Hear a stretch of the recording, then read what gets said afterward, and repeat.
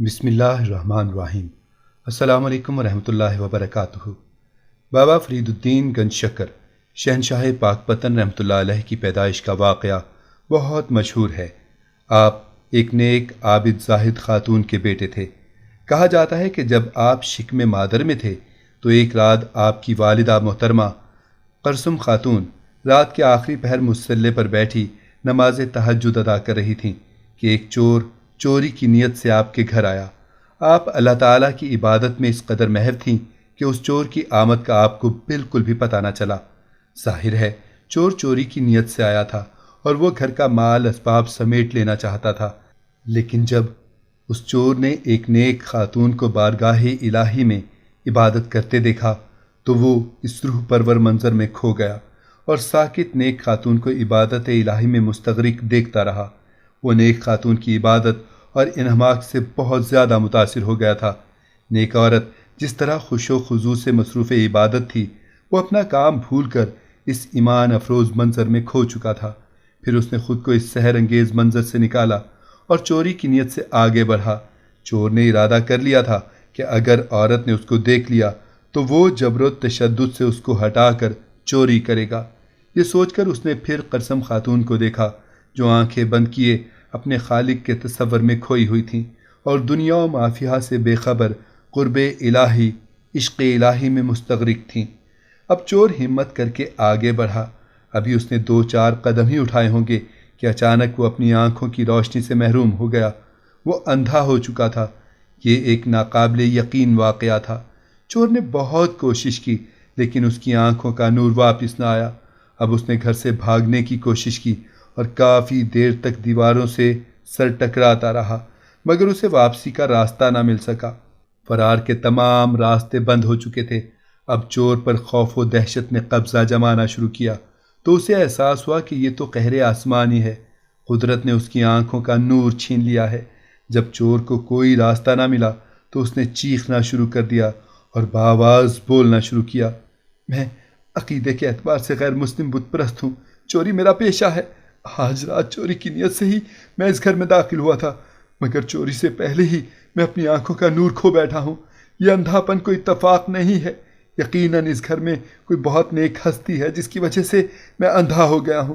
اگر وہ بزرگ ہستی میری آواز سن رہی ہے تو میں اس کو درخواست کرتا ہوں کہ مجھے معاف کر دے، میں گناہ گار ہوں، مجھے معافی دی جائے۔ ہندو چور بآواز بلند بار بار اپنی غلطی کا اقرار کر رہا تھا اور معافی مانگ رہا تھا۔ قرسم خاتون دنیا و مافیہ سے بے خبر خالق ارض و سما کے حضور عبادت میں مستغرق تھیں۔ جب چور نے بہت گریہ زاری کی تو آنکھیں کھول دیں اور دیکھا کہ مکان کے صحن میں ایک طویل قامت انسان ٹھوکریں کھاتا پھر رہا ہے۔ اس کے چلنے اور لڑکھڑانے سے واضح پتہ چل رہا تھا کہ وہ اپنی آنکھوں کے نور سے محروم ہو چکا ہے۔ نیک دل خاتون اس طاقتور انسان کو بے بسی اور لاچارگی کی حالت میں دیکھتی رہی جو چوری کی نیت سے ان کے گھر میں داخل ہوا تھا۔ چور نے دوبارہ بولنا شروع کیا، جو بھی نیک ہستی اس گھر میں موجود ہے یقیناً وہ میری آواز اور بے بسی دیکھ رہی ہوگی، اسے اس کے خدا کا واسطہ وہ مجھے معاف کر دے۔ میں اقرار کرتا ہوں کہ میں ہمیشہ کے لیے چوری اور ڈکیتی سے توبہ کر لوں گا۔ میری آنکھوں کا نور اگر مجھے واپس مل گیا تو میں ہر برا کام چھوڑ دوں گا۔ قرسم خاتون خاموشی سے اس کی حالت زار اور بے بسی دیکھ رہی تھی۔ نیک خاتون کے سکوت مسلسل سے چور اور بھی خوفزدہ ہو گیا اور اب براہ راست نیک خاتون کو پکارا، اے نیک دل خاتون، میں آپ سے معافی کی درخواست کرتا ہوں، میرے گناہ کو معاف کر دیں۔ بے شک میں آپ کو تنہا سمجھ کر چوری کرنا چاہتا تھا کہ کمزور عورت اور چھوٹے بچے میرے راستے کی رکاوٹ نہیں بن سکتے، لیکن میں غلط تھا، مجھے معاف کر دیں۔ اگر میری بینائی بحال ہو گئی تو میں اپنے آباء و اجداد کے مذہب بت پرستی کو ترک کر دوں گا، ماتھے سے قشقہ اور گلے سے زنار توڑ کر پھینک دوں گا اور حلقہ اسلام میں دل سے داخل ہو جاؤں گا۔ چور کی گریہ زاری آہ و بکا سن کر قرسم خاتون نے اپنا وظیفہ نیم شبی چھوڑ دیا اور دعا کے لیے ہاتھ بارگاہ الہی میں اٹھا دیے۔ اے مالک ارض و سما، دنیا مجھے اکیلا سمجھتی ہے لیکن جس کا تو مددگار ہو اسے لوارث کون کہہ سکتا ہے؟ جس کا اللہ تو محافظ ہو اس کو چوروں ڈکیتوں سے کیا خطرہ؟ اگر سارا زمانہ بھی قزاق بن کر اس گھر پر ٹوٹ پڑے تو میرا اور میرے بچوں کا کوئی کچھ نہیں بگاڑ سکتا۔ بے شک تو ہی میرا کفیل اور وکیل ہے۔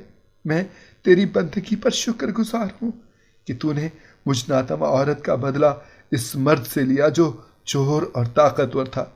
قسم خاتون کی رقت لہجے میں درد اور التجا بڑھتی جا رہی تھی۔ اے مالک، اب میں تجھ سے التجا کرتی ہوں کہ تو اس کی بینائی واپس کر دے۔ یہ تیرا ہی بندہ ہے جو راستے سے بھٹک گیا تھا۔ میں نے اس کا جرم معاف کیا، اب تو بھی اس کے گناہوں سے چشم پوشی فرما۔ اس کی آنکھوں کے ساتھ اس کے دل کی سیاہی بھی دھو دے۔ اس کا نور اس کو واپس کر دے مولا۔ اور پھر اچانک بت پرست کو محسوس ہوا کہ اس کی آنکھوں کی سیاہی کی جگہ نور واپس آ رہا ہے، اور پھر اس کی بینائی بحال ہو گئی تو وہ تشکر اور لرزتے قدموں سے قسم خاتون کی طرف بڑھا، معافی مانگی۔ بت پرست کی آواز ندامت اور شرمندگی سے کانپ رہی تھی۔ قسم خاتون بولی، تجھے کوئی مجبوری یا ضرورت چوری کے لیے میرے گھر لائی؟ تو میرا مہمان ہے، بتا تیری کیا خدمت کر سکتی ہوں؟ چور شرمندگی کے سمندر میں غرق تھا، صرف معافی مانگ رہا تھا۔ جا ان سے معافی مانگ جن کے حقوق تو نے غصب کیے ہیں۔ پھر ہندو لٹیرا گردن جھکائے واپس چلا گیا۔ اگلے دن وہ چور اپنے بیوی بچوں کے ساتھ قسم خاتون کے دروازے پر کھڑا تھا، سارو قطار روتے ہوئے کہہ رہا تھا، اس سبزی روشنی کی ایک کرن مجھے دے دیں، دولت ایمان سے نواز دیں۔ اور پھر یہ بت پرست مسلمان ہو کر دولت ایمانی سے اپنا دامن بھر کر گیا۔ اس لٹیرے کا نام عبداللہ رکھا گیا۔ عبادت و ریاضت سے نیک بندوں میں شامل ہوا، وفات پانے کے بعد وہیں دفن ہوا۔ آج بھی اس کا مزار موجود ہے۔ بابا فرید رحمۃ اللہ علیہ ابھی ماں کے پیٹ میں تھے جب یہ واقعہ پیش آیا۔